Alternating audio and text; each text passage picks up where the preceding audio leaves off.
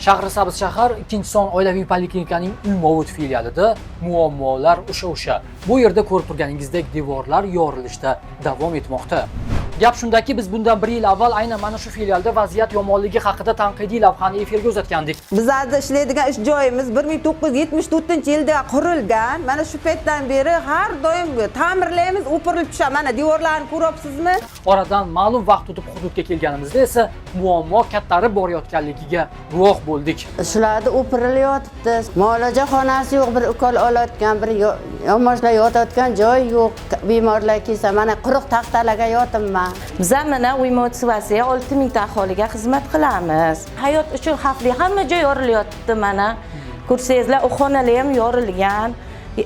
Bemorlar keladi, hech qanday sharoitimiz yo'q ularga xizmat ko'rsatishga. Svit masalasi, mana svit ham 10 kundan beri svit ham yo'q.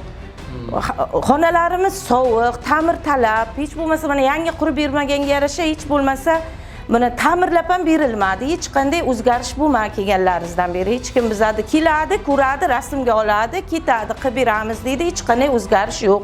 Ta'mirlab berishini so'rayapmiz anchadan beri. Avariya holatga kelib qolgan. Bironta falokat bo'lib devor ketishi mumkin. Mazkur muammo yuzasidan biz mas'ul shaxsdan telefon orqali rasmiy izoh oldik. Bu filialimizni 2025 aholi tomonidan faqat open byudjet orqali ta'mirlashimiz lozim. Bundan boshqa yo'limiz yo'q. Shuning uchun aholini faollikka chaqiramiz.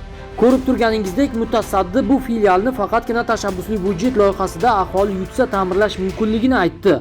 Biz aholi bu loyihada g'olib bo'lguniga qadar yuqori turuvchi mas'ullar muammoga jiddiyroq e'tibor qaratadi deb umid qilib qolamiz.